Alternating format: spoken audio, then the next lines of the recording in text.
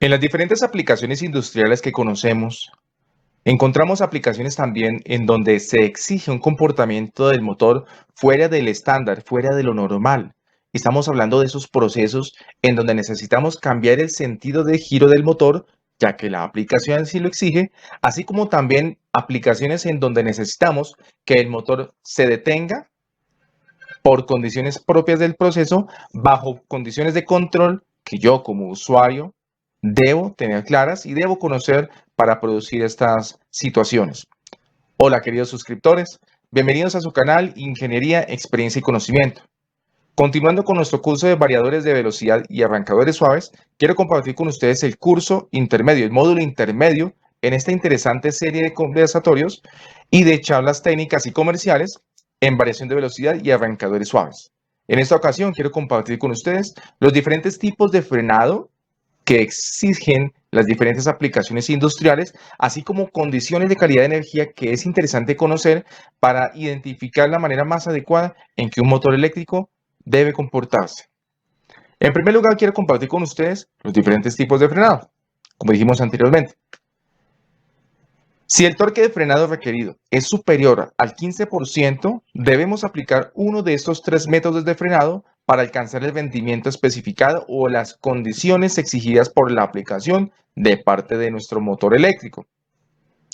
Estos tres métodos de frenado son la inyección de frenado DC, el frenado dinámico, que como veremos más adelante, implica un módulo de frenado y una serie de resistencias de frenado que van a tomar la energía que se regenera del motor y la van a disipar en forma térmica al ambiente. Y por último, el frenado regenerativo, quizás de los más complejos y de los más necesitados en la industria general. La elección del método de frenado depende de la exigencia de la aplicación y del rendimiento que se espera del motor. Cabe resaltar que las aplicaciones que requieren cualquiera de estos tres métodos de frenado son aplicaciones de desplazamiento vertical que requieren, en primer lugar, que la carga se desplace verticalmente tanto hacia arriba como hacia abajo. Y adicionalmente, debe garantizarnos el método de frenado que cuando se requiera realizar la parada del motor, la podamos hacer en el momento que lo consideramos oportuno. Veamos algunas aplicaciones en donde los métodos de frenado se necesitan. En primer lugar, tenemos los ascensores. Como conocemos muy bien los ascensores, sabemos que estos son aplicaciones de desplazamiento vertical en donde la carga sube y baja de manera constante, de manera continua, y que adicionalmente está sometido a cambios de velocidad y, por si fuera poco, también está sometido a puntos de parada para la salida de la carga, en este caso para la salida del personal, garantizando que el ascensor no se deslice por falta de fuerza del motor o por falta más bien de fuerza en el frenado del motor. Otra aplicación muy común dentro de la industria son los puentegrúas. Los puentegrúas son de los desafíos más grandes que hay en aplicaciones de variación de velocidad. En primer lugar, porque se requiere del desplazamiento horizontal de la carga y también del desplazamiento vertical de la carga. En este tipo de aplicaciones debemos garantizar, en primer lugar, que la carga durante su desplazamiento horizontal no se va a deslizar de manera vertical, es decir, que va a ser debidamente sostenida por la estructura del puente de grúa y por el freno que se está aplicando durante su desplazamiento horizontal. En tercer lugar, tenemos los malacates, estructuras metálicas diseñadas con un tambor, una guaya. En un extremo está amarrada al tambor que sostiene la guaya, tambor en donde se va bobinando o enrollando. Y el otro extremo de la guaya tenemos un coche, un vagón, como el del tren. Ese vagón, cuando sale a la superficie, con los recursos naturales que se extraen del fondo de la tierra, del subsuelo, debe venir a la superficie de tal manera que puedan ser extraídos del mismo. Esos materiales pueden ser desde carbón, oro, esmeraldas, como cualquier otro tipo de mineral que se obtiene del subsuelo. En este tipo de aplicaciones es importante, en primer lugar, que el vagón pueda descender al interior de la tierra sin ningún tipo de complicación, como movimientos bruscos, por ejemplo. En segundo lugar, debe garantizar que durante los desplazamientos al interior de la mina pueda frenarse el vagón para el cargue del mismo y posteriormente volver a la superficie cargado con los minerales que obtiene. Es decir, tenemos cambios de sentido de giro, cambios de velocidad y en tercer lugar, como los puentes grúas y en los ascensores, también tenemos la necesidad de frenar en la aplicación. Muy bien. El primer método de frenado que vamos a conocer es la inyección de frenado DC. En la inyección de frenado DC se utiliza la corriente continua del bus de corriente continua del variador para producir un campo magnético estacionario en el motor. El rotor pasa por el campo estacionario y se produce un par de frenado. Aplicaciones de frenado por inyección DC. En este caso, cuando el motor se apaga, el rotor gira libremente hasta que la fricción actúe como freno y produzca que el motor se detenga. Grandes rotores y cargas con un alto momento de inercia pueden tomar una cantidad significativa de tiempo para detener el motor por solo fricción. En ese caso, para reducir el tiempo de inactividad o tal vez como una característica de seguridad de emergencia, se hace necesario e indispensable el uso de frenado por inyección DC, inyección de corriente continua. De esta manera, lo que obtenemos es que podemos frenar el rotor del motor rápidamente sin producir averías en la máquina. Esta es la razón por la cual utilizamos inyección de frenado DC en aplicaciones como extrusoras de ladrillo y extrusoras de plástico, entre otras más. En ese orden de ideas, para detener el motor inyectamos una corriente continua en el estator del motor. Esto nos crea un campo magnético fijo. El rotor tratará de alinearse con este campo magnético y va a producir el paro del motor. Lo que obtenemos es que primero disminuimos la velocidad y segundo detenemos el rotor por completo. Mientras la tensión de corriente continua se aplica a los bobinados del rotor, se mantiene en su posición resistiendo cualquier intento de girar.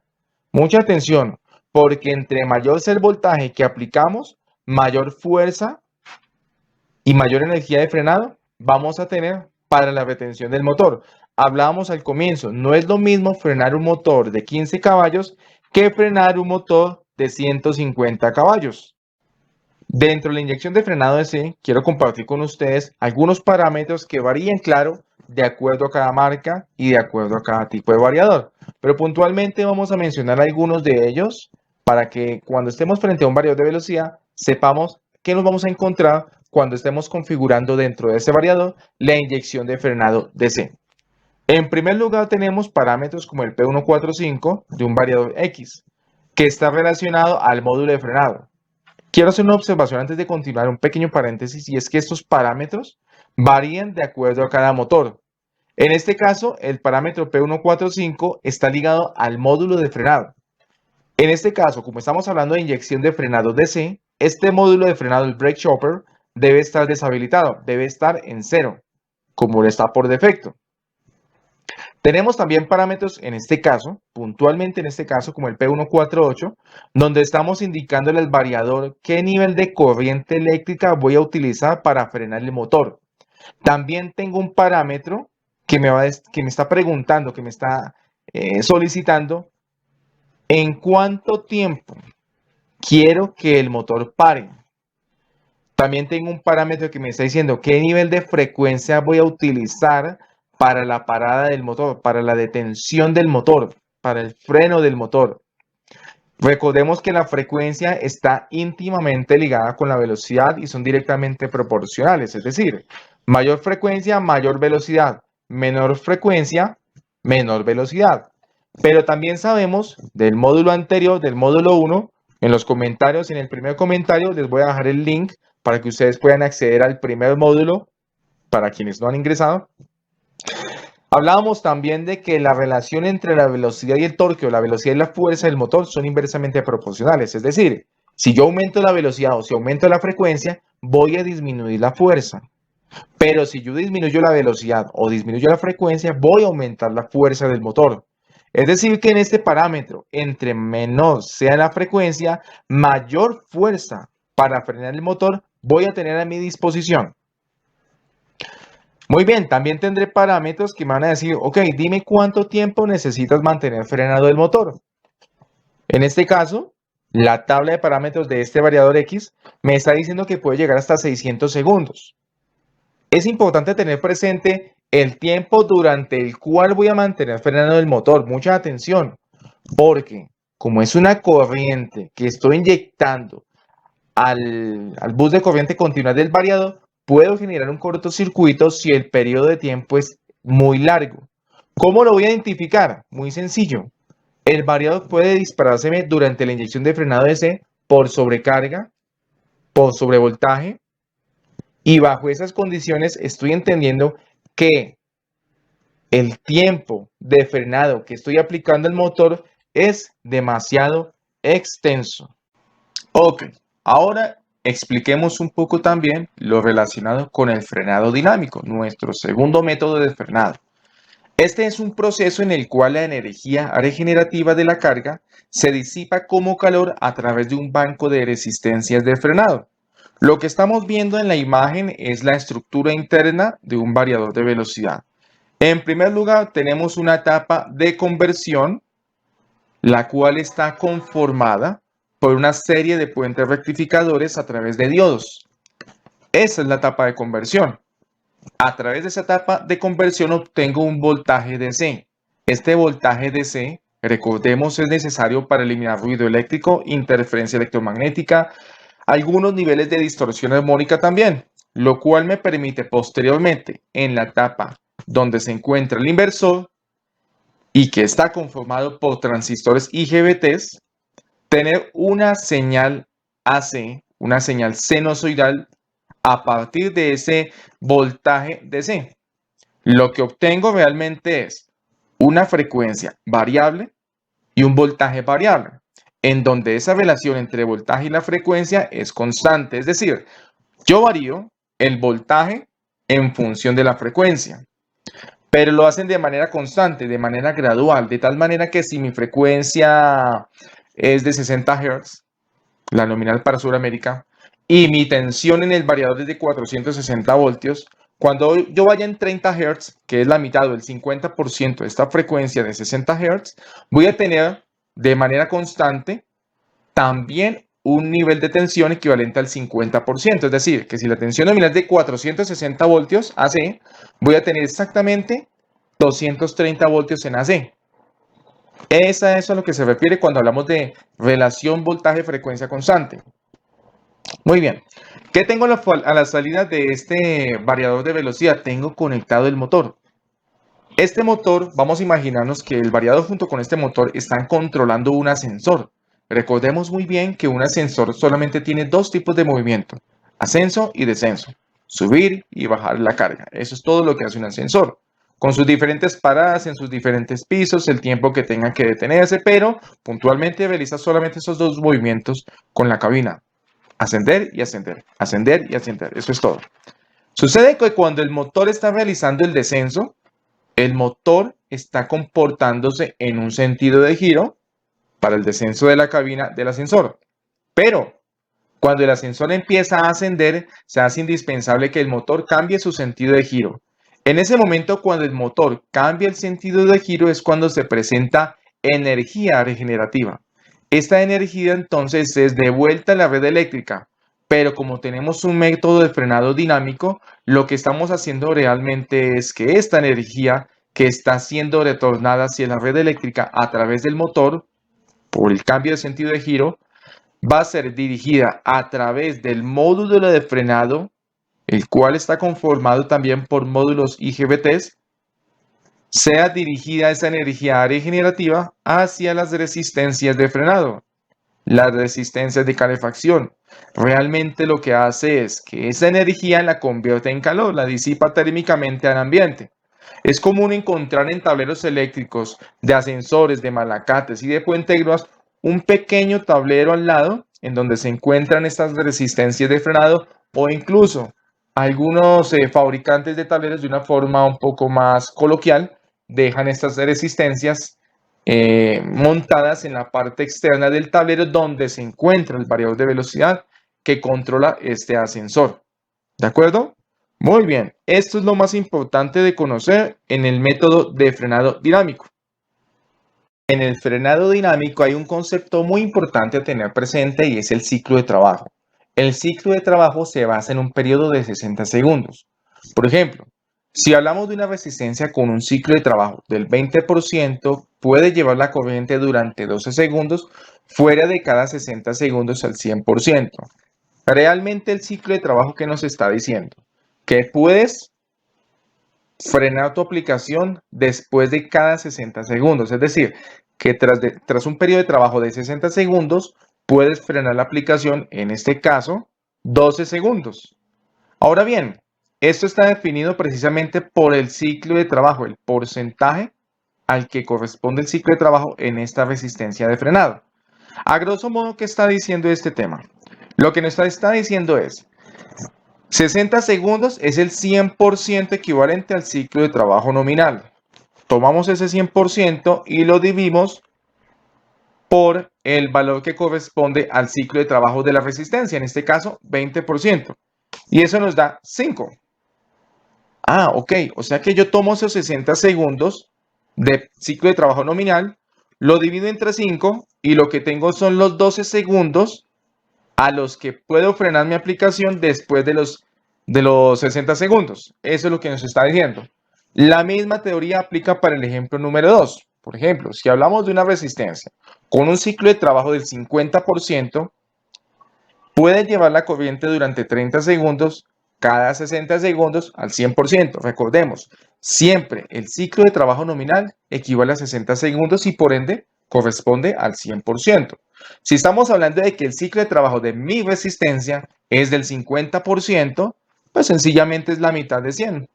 En este caso, 30 segundos equivalen al 50%, en tanto que 60 segundos equivalen al 100%. Es básicamente hacer la misma operación.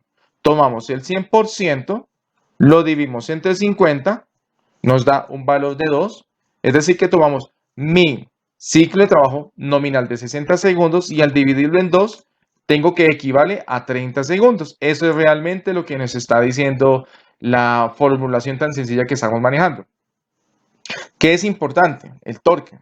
Si el torque de frenado, el par de frenado requerido es inferior al 15%, no vamos a requerir frenado dinámico, ya que la energía regenerada se disipa en las pérdidas de tracción y en el movimiento de los motores.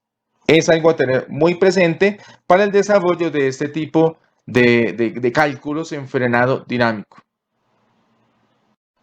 Ahora también vamos a hablar de algo muy importante dentro del frenado dinámico y es la manera en que los fabricantes de resistencias de frenado nos ofrecen este tipo de solución y cómo las estiman de acuerdo a sus condiciones técnicas de fabricación. En este caso estamos viendo una tabla X de X fabricante de resistencias de frenado. Tenemos en primer lugar que estamos manejando una serie de resistencias de frenado que varían de acuerdo a la potencia y están calculadas para 230, 220 voltios máximo en tensión de alimentación eléctrica. Tenemos aquí, por ejemplo, bueno, esta tabla la he reducido a las potencias más bajas, desde 0.75 caballos hasta 2 caballos, pero podemos encontrarlas hasta 100 caballos, de acuerdo a cada fabricante. La información que encontramos es la siguiente. Primero, el nivel de ohmiaje o de ohmios mínimo que esta resistencia es capaz de trabajar. Este nivel de ohmiaje, de resistencia eléctrica, es muy importante porque me está diciendo cuánta energía está disipando a través del resistor o de la resistencia de frenado. Encuentro también la referencia de la resistencia de frenado. Encuentro sus dimensiones y otros valores, como por ejemplo, que esta es una resistencia fabricada para un ciclo de trabajo al 20% y con un torque al 100%, mientras que la de acá es una resistencia de frenado fabricada para un ciclo de trabajo del 50% al 150% en torque. Es lo que se llama igual en los variadores, trabajo normal y trabajo pesado, normal duty and heavy duty. Lo que me está diciendo aquí en estos dos temas, 100% de torque y 150% de torque, es que durante la etapa de frenado yo tengo el 100% del torque del motor a mi servicio para mantener frenada esa carga. Mientras que en este caso, 150% de torque, tengo 150% de torque para frenar la carga, es decir, el torque nominal más un porcentaje adicional que puedo configurar en el variador y que me garantiza un nivel de fuerza adicional durante la unidad de tiempo para la cual está fabricada esta resistencia de frenado. Muy bien, en el caso de resistencia de frenado a un voltaje superior, los fabricantes también fabrican resistencias de frenado para variadores desde 440, 460 y 480 voltios, incluso hasta 500 caballos. Es decir, desde 1 caballo hasta 500 caballos. En la tabla he reducido los valores desde 1 hasta 2 caballos, pero no quiere decir que sea la capacidad máxima en potencia que una resistencia de frenado a 480 puede llegar a manejar. Podemos llegar hasta 500 caballos. En este caso tenemos una variación en la capacidad de ohmios que esta resistencia de frenado va a manejar, y esto se debe al nivel de corriente que varía en cada nivel de potencia. Los demás aspectos siguen siendo exactamente los mismos como en el caso inicial. Ahora bien, ¿qué es importante? Y me pueden decir, ingeniero, yo puedo colocar un un método de frenado dinámico en un variador de un puente grúa de 500 caballos, de no sé, 250 o 175 caballos a 440 voltios. ¿Es realmente efectivo? En ese tipo de situaciones, y por la experiencia, ya la parte técnica y la experiencia propia, incluso de jefes de mantenimiento a los cuales he tenido el gusto de asesorar en muchas empresas del país, puede definir y puede aconsejar a que se maneje mejor la unidad de regeneración o la unidad regenerativa, que la veremos más adelante. ¿Por qué? Porque imagínense el nivel de corriente que se está consumiendo o que se está regenerando en una potencia de 175, 250, 500 caballos. Es un nivel de corriente bastante alto que a través de la unidad regenerativa o a través del método de frenado regenerativo puedo utilizar a mi favor para alimentar subsistemas eléctricos como sistemas de iluminación, como ventiladores pequeños, incluso motores de una potencia más pequeña. Eso es algo interesante de conocer precisamente en este tema también. Acerca del frenado regenerativo, para este tema requerimos usar un convertidor de voltaje DC a voltaje AC para dirigir la energía regenerativa de la carga de nuevo hacia la línea de alimentación. Lo que estamos exponiendo no es más que lo siguiente, que cuando se presenta regeneración de energía por el cambio de sentido del motor, esa energía va a retornar hacia la red eléctrica. Pero al utilizar un convertidor de voltaje DC a voltaje AC, estoy utilizando que esa energía que se está regenerando pueda ser utilizada bien sea para alimentar el mismo variador como un subproceso, un sistema de iluminación, o incluso cargas más pequeñas, es decir, motores más pequeños, como lo mencionábamos en la imagen, en la diapositiva anterior. Aquí podemos conocer muy bien las diferencias entre el frenado dinámico y el frenado regenerativo. En este frenado podemos encontrar las diferencias entre uno y otro tema.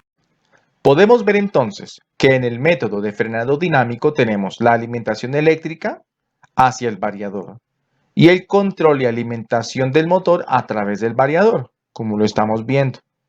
Adicionalmente, también podemos ver en el método de frenado dinámico que el módulo de frenado y las resistencias de frenado están conectadas de manera paralela al variador de velocidad.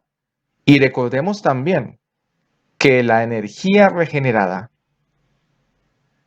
se convierte en energía térmica al momento de llegar a las resistencias de frenado. Por ser energía térmica o calor, esa energía no puede estar en contacto con los operarios del proceso, precisamente porque se ha convertido en una fuente de calor. En su defecto, el método de frenado regenerativo cuenta con lo siguiente: la alimentación eléctrica que llega hacia el variador y posteriormente la alimentación y control desde el variador hacia el motor para su control de velocidad y para su control de torque.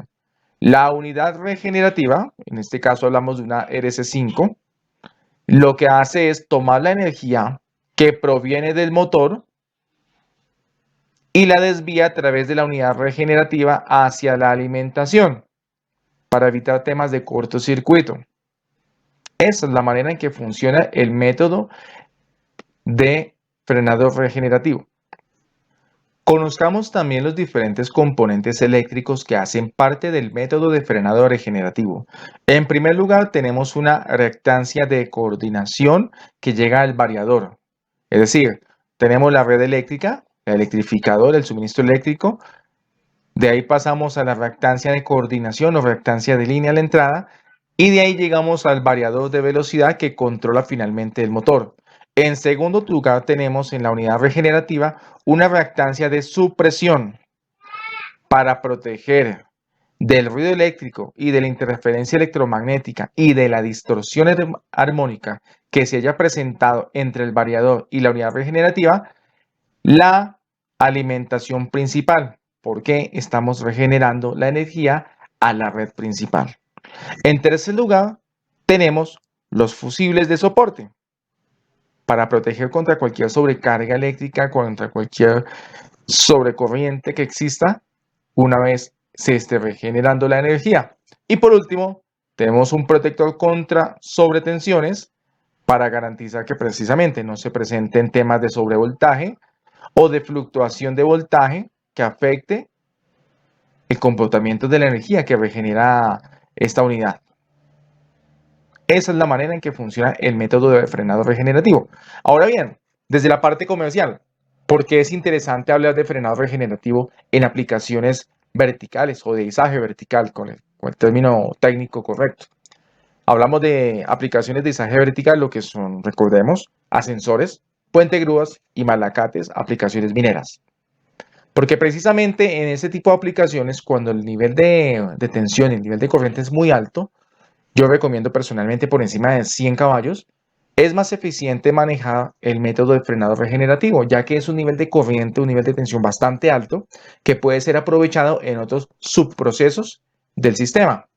Ejemplo, siempre hablaré del tema de sistemas de iluminación, de motores más pequeños, de ventiladores, de ese tipo de aplicaciones pequeñas cuyo nivel de corriente y tensión puede ser fácilmente manejado y suministrado a través de la energía regenerada y que se controla a través de la unidad regenerativa. Eso es lo más importante de utilizar el frenado regenerativo, que estamos recuperando un porcentaje de energía y finalmente eso se traduce en que en mi recibo de la luz, en mi recibo de energía, voy a tener un saldo a favor, por llamarlo de alguna manera, que financieramente me va a mitigar un poco el consumo de energía de mi proceso o de mi empresa. Hablando del frenado regenerativo, ya podemos empezar a hablar de un término muy importante, es la calidad de energía que estamos proporcionando no solamente a nuestro variador de velocidad y a nuestro motor, sino a todos los sistemas eléctricos de nuestra empresa, de nuestro proceso o de nuestra instalación. Ya hemos conocido los tres diferentes métodos de frenado. Hablamos de inyección de frenado DC, hablamos del módulo de frenado, que era el método de frenado dinámico. Recordemos que tenía su módulo de frenado, sus resistencias de frenado.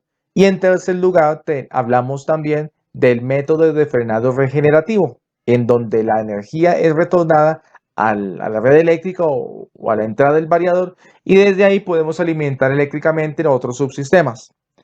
Cuando hablamos de calidad de energía, es muy importante que en primer lugar hablemos de las características de las ondas de tensión y corriente. En ese orden de ideas cabe destacar que las ondas, las más adecuadas para nuestros procesos, deben tener una onda sinusoidal que garantice que su amplitud sea la misma y que su periodo sea constante. En primer lugar, hablemos de las diferentes partes que conforman una onda, bien sea de tensión o una onda de corriente. Tenemos la amplitud o la amplitud de onda, que es el máximo valor de corriente eléctrica. En el punto más alto tenemos el pico o cresta, es el punto donde la onda alcanza su máximo valor y empieza su etapa de disminución. En esta etapa, cuando la onda llega al punto cero, tenemos el nodo, que como bien podemos ver en la diapositiva, es el punto donde la onda toma valor cero. Posteriormente al nodo tenemos el valle o vientre, que es el punto más bajo de la onda. es decir, donde la onda alcanza su valor mínimo. Posteriormente, hablamos de periodo. Recordemos que el periodo es la unidad de tiempo durante la cual se repite un evento. En términos de calidad de energía, estamos hablando del tiempo en segundos durante el cual se repite el valor de la corriente. A eso es a lo que nos referimos con periodo, la cantidad de veces con que un evento se repita en un segundo. La frecuencia, recordemos, es el número de repeticiones por unidad de tiempo de cualquier evento periódico y se mide en hercios o hertz. Los sistemas eléctricos y electrónicos se fabrican con base en una frecuencia de 50 Hz para Europa y de 60 Hz para Estados Unidos y América, mientras que el periodo es la duración de tiempo de cada evento repetitivo. En la imagen que estamos observando podemos darnos cuenta cuál es la diferencia entre la frecuencia y el tiempo. En la primera gráfica tenemos una onda sinusoidal que no se repite, solo se repite una vez y que dura un segundo. En la imagen que está al lado tenemos una onda sinusoidal que se repite 5 veces en un segundo. A eso es a lo que llamamos frecuencia, la cantidad de veces con que la onda se repite en un segundo, y un segundo corresponde al periodo. Estamos hablando que en un segundo se repite la frecuencia 5 veces. 5 Hz equivalen a 5 ondas sinusoidales. Esto es lo que nosotros estamos variando con un variador de velocidad. Y bajo esta definición o concepto es que nace el término variador de frecuencia. En vista de que el variador de velocidad lo que hace es variar la frecuencia para tener un cambio de velocidad. Ahora bien, hablemos de las armónicas. ¿Pero qué son las armónicas? Se definen como cualquier forma de onda que se puede descomponer en una suma de componentes sinusoidales que son múltiplos, entre paréntesis armónicos, de la frecuencia fundamental principal. Lo que estamos hablando es puntualmente esto. Tenemos una frecuencia nominal de 60 Hz. Cuando hablamos de una armónica del tercer orden o de tercer grado, estamos hablando de que esta frecuencia se repite 3 veces más. 3 por 6, 18, tengo 180 Hz. Y eso es lo que hace que la onda sinusoidal se empiece a descomponer, ¿cierto? Ocasionando ondas sinusoidales con una amplitud menor, como lo podemos ver en la armónica de tercer orden. Y si hablamos de una armónica de quinto orden o una armónica de un nivel mayor, vamos a encontrar que esa amplitud se va a hacer menor y que se repite más veces en un periodo de tiempo. Por ejemplo, si hablamos de una armónica de quinto orden, estamos hablando de una armónica de 300 Hz. Este valor corresponde a multiplicar el nivel de la armónica por la frecuencia nominal, 6 por 5, 30, y eso me da los 300 Hz. Imagínense entonces la cantidad de armónicas que podemos llegar a tener en un sistema eléctrico. El orden de las armónicas son una serie infinita. Pueden haber tantas armónicas como las condiciones del sistema lo permitan. Como el orden de las armónicas se incrementa, por lo general disminuyen en magnitud como lo estamos viendo. Usualmente, órdenes por encima de la 13ª armónica son insignificantes en los sistemas de potencia. Ahora bien, ¿por qué debemos garantizar que la calidad de energía esté libre de armónicas? Precisamente para evitar ese tipo de inconvenientes y situaciones. Cuando se presentan armónicas o cualquier tipo de distorsión eléctrica en la señal eléctrica de nuestros sistemas y equipos electrónicos, vamos a tener primero, si son sensores, lecturas falsas.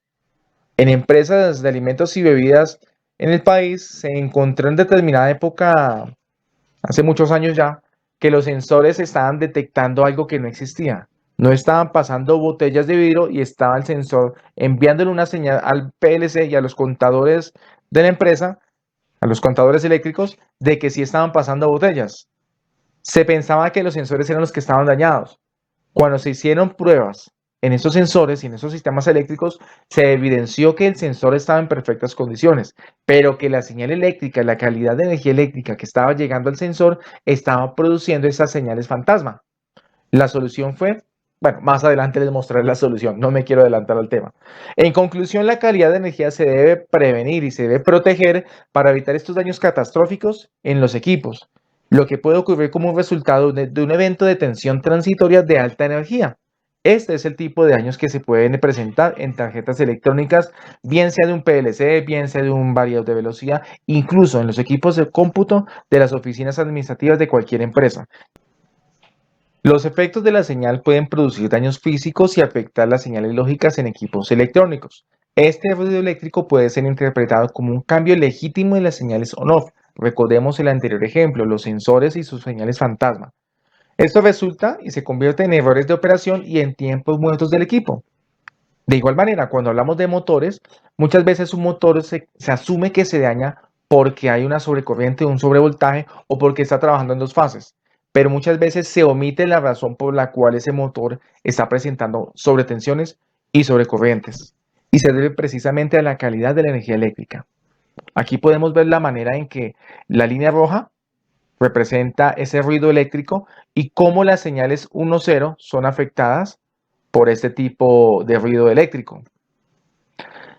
Sucede que en calidad de energía se presentan dos fenómenos muy puntuales y muy precisos que son los que más afectan el comportamiento eléctrico de los equipos. El primero de ellos se denomina sag. Ocurre un sag cuando se arrancan grandes cargas, como el arranque de un motor, o cuando se dan condiciones de cortocircuito. Este fenómeno afecta a computadores y elementos de control. Por ende, si detectamos que nuestro motor o que nuestro variador de velocidad, retomando el tema de variación de velocidad, si observamos que en el display del variador se dispara una alarma, una falla, una advertencia por sobrecorriente, podemos también deducir, primero, el bobinaje del motor, indudablemente, así como el nivel de corriente que está llegando al variador, así como también la presencia de sags. ¿Y qué es físicamente un sag en la onda sinusoidal? Bien, vamos a la gráfica y nos damos cuenta que la amplitud de onda se maneja de manera constante, pero en determinado punto la amplitud de la onda se reduce considerablemente. Ahora bien, imagínense esa reducción de la amplitud, esa reducción de tensión entre 0.1 y 0.9 unidades por milésima de segundo prácticamente, unas velocidades muy altas, unos tiempos muy cortos que hace que prácticamente sean imperceptibles para el multímetro. Por eso se requiere el uso de equipos más avanzados para detectar este tipo de situaciones y por eso es tan importante que las empresas sean muy cuidadosas y muy puntuales en el tema del control de calidad de energía. Se presenta este tipo de situaciones y lo que tenemos es un motor que va a perder fuerza y que posteriormente va a tener un tema de cortocircuito. A pesar del control tan óptimo que tengamos en el variador de velocidad. Bien, hablando de los suelos. Los suelos son todo lo contrario. Aumentan la amplitud de la onda en el voltaje causado por la salida de grandes cargas en el sistema eléctrico. El daño que esto produce a los equipos es ocasionado por la intolerancia a un voltaje mayor presentado. ¿Qué quiere decir esto? Que en la onda sinusoidal tenemos una amplitud constante, que es la que por defecto el variador nos entrega hacia el motor, así como la que puede entregarnos también la alimentación eléctrica de la planta o del proceso. Y en determinados milésimas o millonésimas de segundo incluso, la amplitud de onda puede ser mayor, entregando un nivel de tensión mucho mayor y por lo mismo generando fallas por sobretensión en los sistemas eléctricos. Desde variadores de velocidad, arrancadores suaves, PLCs, hasta los mismos computadores pueden llegar a tener un inconveniente eléctrico debido a la presencia de estos dos tipos de ruidos eléctricos que se presentan en la red eléctrica. Ahora bien, la pregunta del millón es, ¿de dónde provienen los armónicos? En primer lugar, hay que resaltar que la mayoría de los equipos usuales en los sistemas eléctricos generan armónicos. Equipos con dispositivos electrónicos que controlan otros aparatos, por ejemplo, motores de velocidad variable, arrancadores suaves, compensadores estáticos, rectificadores, variadores de velocidad, aunque no lo estoy mencionando, PLCs, hornos de arco, en ciertos casos muy puntuales, transformadores cuando su tiempo de vida es muy largo o cuando no han sido sujetos a mantenimientos preventivos, reactancias y máquinas giratorias. Y también aparatos electrónicos domésticos. Sí, como lo oyen bien, aparatos electrónicos domésticos. Hablamos de una licuadora, hablamos de una tostadora, hablamos de elementos básicos como una sandwichera. Ese tipo de equipos, al manejar ciertas arquitecturas eléctricas y electrónicas, presentan este tipo de ruidos. Aunque los armónicos no solo se encuentran en las redes industriales, también se presentan por las redes de distribución y causan problemas a los otros usuarios. Muy importante tenerlo presente para que no afecten otros equipos electrónicos. Los invito a que analicemos también cómo y por qué se deforma la onda sinusoidal y por qué estos armónicos la afectan de la manera en que perjudican nuestros procesos. Analicemos la curva y cómo esta es deformada. Los armónicos se ponen de manifiesto cuando se analiza matemáticamente una curva seno deformada. Por medio del análisis de Fourier, una función arbitraria periódica se puede descomponer en varias ondas sinusoidales. El ejemplo que vamos a ver muestra que la curva deformada incluye la frecuencia fundamental. En este caso, vamos a pasarnos con la frecuencia que se maneja en Europa, de 50 Hz, y cómo las frecuencias armónicas superpuestas de quinto, séptimo orden afectan la onda final que tenemos en el proceso. Tenemos nuestra onda sinusoidal de 50 Hz como la estamos apreciando. Posteriormente se presenta una armónica de quinto orden. Recordemos que este valor sale de multiplicar la frecuencia nominal por el orden de la armónica. 5 por 5, 25, tenemos 250 Hz. Nótese bien cómo la amplitud de la onda disminuye considerablemente. Y si miramos una onda de séptimo orden, la onda, primero, en su amplitud disminuye un poco más y afecta un poco más la repetición con que la onda se presenta en determinado tiempo. La onda o la armónica de séptimo orden tiene un valor de 350 Hz. Y finalmente la presencia de estas dos armónicas de quinto y séptimo orden me presentan a la salida una curva totalmente deformada. Imagínense el comportamiento eléctrico de una pantalla o incluso de un motor donde por su movimiento rotatorio es más visible la manera en que la onda sinusoidal totalmente deformada afecta su comportamiento. Utilizamos algunos elementos que nos permiten mitigar la presencia de armónicas en los sistemas eléctricos, precisamente además para proteger también estos mismos. ¿Qué es una reactancia? En primer lugar, es la oposición ofrecida al paso de la corriente alterna a través de inductores, como bobinas, y condensadores. Esta reactancia se mide en ohmios. Junto a la resistencia eléctrica determina la impedancia total de un componente o circuito, de tal forma que la reactancia es la parte imaginaria de la impedancia y la resistencia es la parte real según la igualdad. Ahora bien, desde la parte comercial es importante que cuando elegimos un variador de velocidad, lo busquemos con una reactancia de línea integrada. Como lo vimos en el módulo 1, la primera razón es que vamos a reducir costos, porque no vamos a tener que comprar una reactancia de manera externa, ni de manera independiente. La segunda razón es que vamos a tener menos puntos calientes, menos puntos donde se presente un riesgo eléctrico, ya que al estar integrada dentro del variador, también estará protegida por la carcasa del mismo. Y en tercer lugar, porque la reactancia nos permite mejorar tanto el ahorro de energía como también la calidad de energía que estamos enviando a nuestro motor. Entonces, esta es la razón principal por la cual lo hacemos. Ahora bien, ¿para qué sirve la reactancia de línea? Para incrementar la confiabilidad de los sistemas con variables de velocidad de motores, para disminuir las fallas debido a los sobrevoltajes transitorios, mejorando así el factor de potencia efectivo, reducir armónicos, como lo vimos anteriormente y como veremos más adelante, vamos a conocer cómo la reactancia modifica la onda sinusoidal a un nivel mucho más aceptable para el motor. Y finalmente, porque proveen un ahorro significativo ya que reduce las pérdidas de corriente. Aquí podemos conocer entonces la distorsión de corriente y voltaje con reactancia de línea. Sin reactancia de línea, estamos viendo la corriente de una fase, en donde la línea punteada es la corriente RMS, mientras que la línea de color rojo es la corriente de línea, la que está entregando, la que está llegando el variador y la que está entregando el variador. Nótese bien los picos tan abruptos que se presentan en la caída de la corriente en esta onda sinusoidal. Cuando colocamos una reactancia de línea del 3%, observamos que esa corriente de línea, esa corriente que entrega el variador, es mucho más parecida a la onda sinusoidal de la corriente RMS. Es decir, tiene menos probabilidad de que el motor falle por una sobrecarga eléctrica o por una sobrecorriente eléctrica. Ahora miremos qué sucede con la tensión. Una distorsión de voltaje con reactancia y sin reactancia. Si ustedes se dan cuenta, la línea punteada de color negro representa el voltaje RMS, mientras que la línea continua representa el voltaje que está entregando el variador de velocidad. Dense cuenta que hay una pequeña fluctuación acá, en los nodos, en todos los nodos de esta onda sinusoidal. Levemente es mitigada cuando se aplica reactancia de línea, pero en realidad, si ustedes analizan, se dan cuenta que realmente la reactancia de línea lo que más va a proteger es el ruido eléctrico en nivel de corriente, más que en el nivel de tensión, porque este ruido eléctrico en corriente es mucho más brusco que el que se presenta en tensión. En tensión es manejable a través de la frecuencia misma, de la variación de frecuencia que hago con el equipo, con el variador de velocidad. Pero en corriente es mucho más prudente manejar reactancia de línea para que estas pérdidas de energía no se presenten.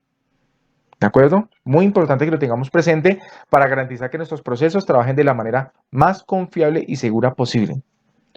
La reactancia de línea se puede ubicar en la entrada. Ayuda a mantener los variadores de velocidad funcionando por largo tiempo, absorbiendo una gran cantidad de disturbios eléctricos que de otra manera podrían dañar equipos como los variadores de velocidad, rectificadores y otros equipos. Las reactancias pueden absorber las oscilaciones y picos de corriente que se presentan en las redes eléctricas industriales, como lo estábamos viendo en la diapositiva anterior.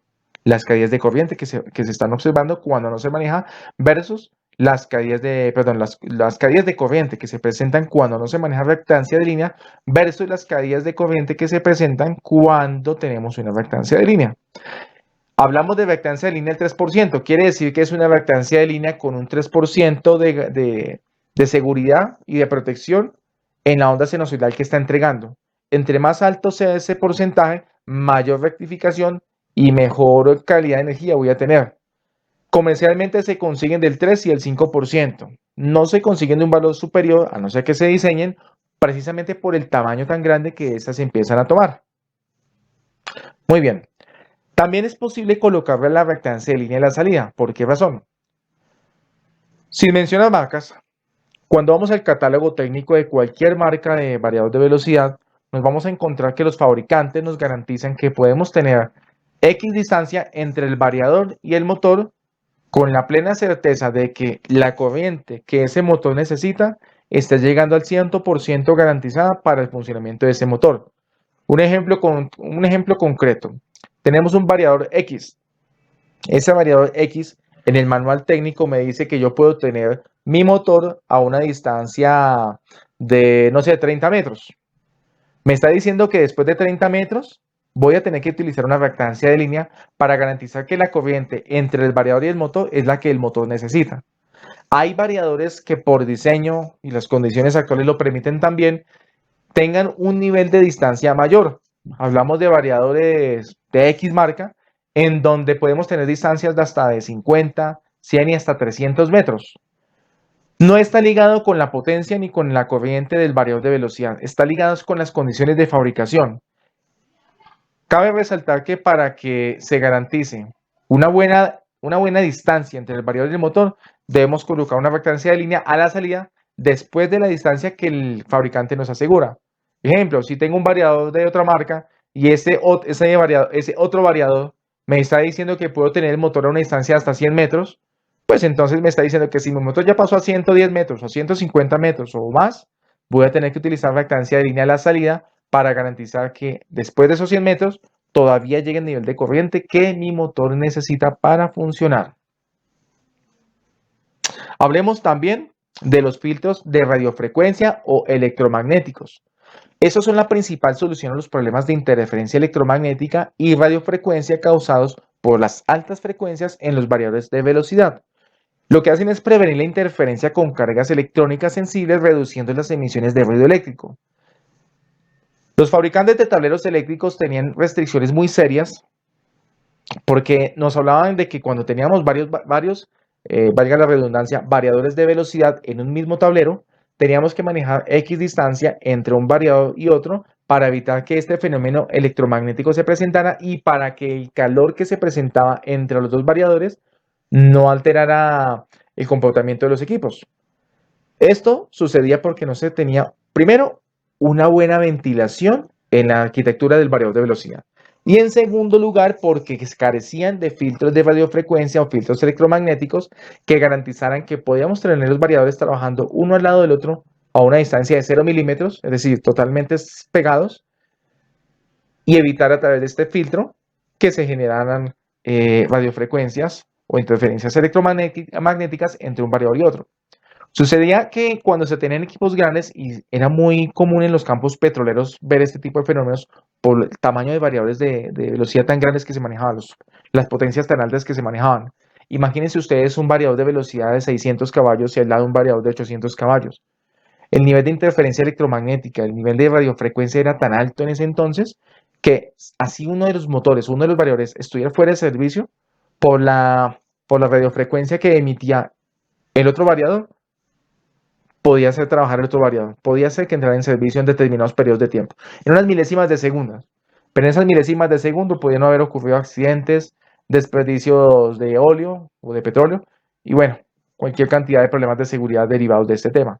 Es por esa razón que los fabricantes ahora integran en sus variadores de velocidad este filtro de radiofrecuencia.